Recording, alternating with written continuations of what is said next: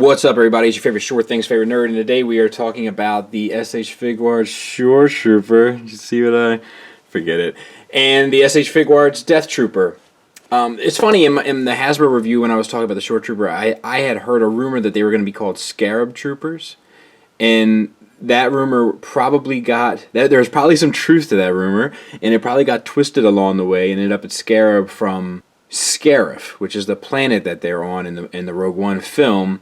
Just interesting to me, but they are Shore Troopers and Death Troopers. So we're going to compare them to the Hasbro ones. We're going to talk about how they fit into your collection, and we're going to run through the figures as well. So let's start with one. So the Death Trooper comes with two gun-holding hands left and right, and two kind of barrel-holding hands left and right, both with the flat black and then the glossy black piece of armor on top of the wrist. He also comes with a side piece to clip onto his belt that has like the scope on it. No real paint accents. It is a different paint on the scope than it is onto the belt, so there is a differentiation. And then same here, no real paint accents, but it has that sort of speckled finish. And then same on the pistol. This does have the little airbrush effect here at the tip of the blaster, but other than that, fairly straightforward, plain Jane. So let's talk about them. I'm going to talk about the kind of detailings, and then we'll go through the articulation. So we have the green visor, which is a good look, as well as this green paint underneath. It's a much more pronounced green than it is on the Hasbro one, which we will also be looking at. And then we have the flat black underneath the glossy black armor. So all the armor bits are done in gloss, and then all the flat bits or undersuit are done in this flat black, which is a nice breakup between the two, I must admit. And then the belt has this silver paint accent, and then we have a silver ring here, and a couple little silver details in there as well. A few accents on the helmet also. So let's fly through this. The head is on a double ball peg. One ball peg into the head, and then one ball joint into the head, and then one ball joint into the chest.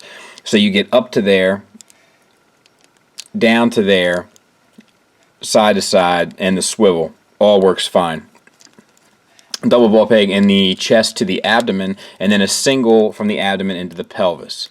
So all in all, tons of articulation options. I mean, this guy moves fluently, and most of it covers down. You get to an extreme, and you're not good, but for the most part, I mean, you got to go all the way to open that gap up. And then in the back, pretty much the same thing. So that's nice, and it's impossible to get it in the front, which is where it kind of counts. So all that is good, and it moves around quite well.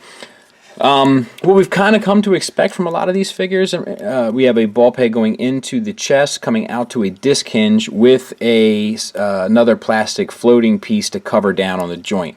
The shoulder piece as well is on a hinged... it's on a double hinge this time, which is interesting. So you can get the arm all the way up to there, and then try to cover it the best you can with the armor, and then the swivel is intact. Butterfly joint gets you down to there and back to there, and it's just moving it on that ball peg into the chest. Bicep swivel hidden perfectly with this coat of armor here, and then a double jointed elbow that gets you just basically 90 degrees. Wrist swivel and hinge, and you should be able to move it around to get both, which it seems you can, so that's good. And then we have two fist hands. The other arm is the same. This piece is the piece that comes out, and you can put the additional belt piece on. I do find that like it's not a real tight fit, at least with this one. And I have found that while I mess with these figures, I have a tendency to pop this piece out, which is just a little obnoxious, nothing that can't be fixed, but worth noting. So we have basically the universal style joints for the hips. They're not on drop downs because they are such. So not the prettiest, because you get this in there, but it's not hateful either. And you get out to there, and then forward and back to there. So a little limited, mainly because of the belt. The belt pouches actually are on swivels, so you can move them out of the way and get a wider range. I forgot to mention that. So all of those do move. These are a little bit more challenging because you do have this one, which is sculpted. It's not sculpted onto the belt, but I think it's glued in. So, I mean, still significant amount of range. Thigh swivel built into the armor once again, so that's smart. Double jointed knee gets you almost the full range. And it's a good looking joint as well. And then for the ankles, we have the ankle tilt slightly up, so not a whole lot there. A toe hinge, which works well, and then an old school ankle rocker, which is always nice to see, getting you a pretty decent range there as well. So all in all, pretty well done. And then we have the Scarif Trooper, and we'll kind of run through this the same way. So, accessory-wise for him, we have 2 hands for gun holding, and then 2 barrel holding hands, just like the Death Trooper. And then we also have 2 guns, a larger sort of rifle that we haven't seen on the Hasbro ones yet, I don't believe, with this double barrel kind of bit of business going on down there. Has that same speckled finish throughout, but no accents. And then the same here for a more kind of traditional-looking Stormtrooper blaster rifle. So nice black line work. It's done with the wash, you can tell, because it gets a little smudgy in this area, but for the most part it's done with a really nice wash, all to get that line work to pop out and give it that lived-in look, which is nice. With that comes some imperfections. So it gets up on the blue here. It doesn't have a clean finish around some of this mouth guard piece here, and it's a little heavier by this belt because the wash wants to naturally sit in the recesses. So just something to consider. We have some Tampo paint up on there, and then we have nice line work done there, and the black is all painted on. Nice Tampo paint there on the shoulder as well. And then very clean paint on the arms for the stripes, or whatever this means. I don't know what the insignia mean quite yet. Same on the torso. 2 different colors of paint there. Little silver details there. The button is painted. We did get a little splash over of this beige paint onto the little thing there. So there is some paint sloppiness with this, but it's not hateful. Gold paint here on the buckles there. And then the same sort of wash line work effect done on the armor on the boots. And then the boots themselves, like the part that would be elastic, is painted slightly different, which is a really nice touch. And then the sole is painted different, which looks really good. So articulation-wise, it's pretty much exactly the same. There are a few differences, and we'll talk about them as we get there. But the head is the same, double ball peg into the head and into the torso with the neck piece covering the joint. Range-wise, you get down to there, up to there, swivel, confused dog look, etc. It's the same ball peg going into the chest, coming out to a disc hinge for the shoulder. The shoulder's on the same type of armature, so you can get the shoulder out of the way and then cover down to the best of your ability. Bicep swivel, once again, is under the armor cut, and then a double jointed elbow that gets you about the same range, coming out to a ball hinge wrist, getting you the exact same articulation as the Death Trooper, pardon me. Same exact thing over here. Double ball peg from the chest into the abdomen, and single from the abdomen into the pelvis, just like the Death Trooper. This range might even be better because of the cut of the armor, and it has less gappage, it looks like. So that's nice. Really well done. Looks like the back does pop out a bit, so we have a larger gap on the back. Oh, and it's not a ball. It's there's a hinge, so it's a ball peg coming to a hinge to another ball peg. That's awesome. That's why the range is so good. I wonder if it's the same on the other. And then, you know, it swivels as well, so you get all that. The hips are different. They're drop down T-jointed ball joints to Ys, so they go from here to there so that you can articulate them up. This one has less range than this one, and this is a softer plastic, so it does give a bit. Thigh swivel is built into the ball joint, so that works well. All the sculpted pants, the wrinkles and such look great coming down the figure, especially on the back, unfortunately, which you'll never see. Single disc hinge knee, which works really well and gets you way past 90 degrees.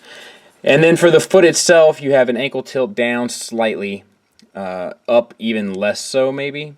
Toe hinge, which is a little extreme and a little far up the foot, but it's not the worst thing in the world. And then old school ankle rocker. So all that works surprisingly well and efficient, given that it's very few changes from the other one, and yet there's things about this that work even better. So this is more of a size comparison sort of thing. And you can see the Hasbro ones are bulkier, but size-wise they sort of fit well together. Okay, so this isn't like the K2SO, which I think went up Tuesday. That's what I had planned anyway. Not sure how all this is going to fall out. This is a situation where these figures are vastly superior in almost every way to the Hasbro versions. The nice thing, of course, is that you can never have enough troopers.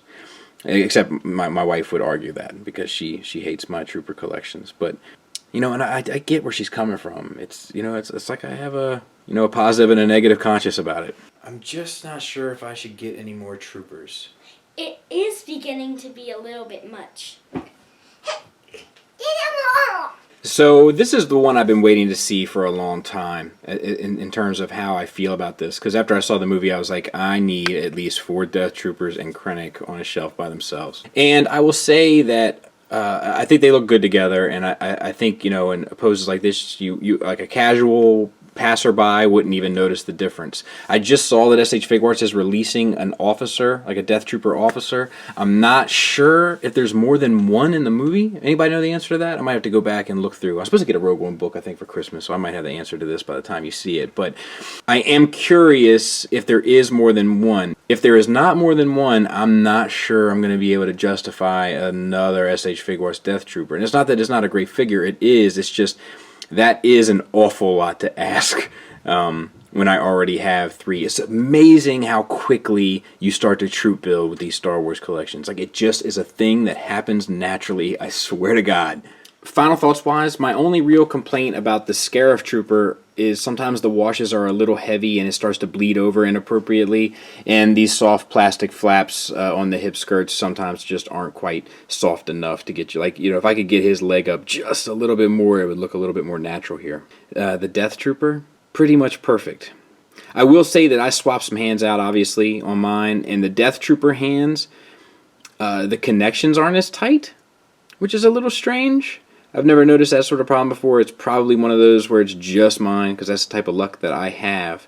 But yeah, I definitely recommend both of them. Materials are great, paint is great, sculpts are great, articulation's fantastic. It really, my criticisms are nitpicks, you know, and I recognize that, but I still feel like they're worth noting. So if you're a Star Wars fan, get them. If you're a Trooper fan, get them. If you're a cool action figure fan, get them. They're awesome.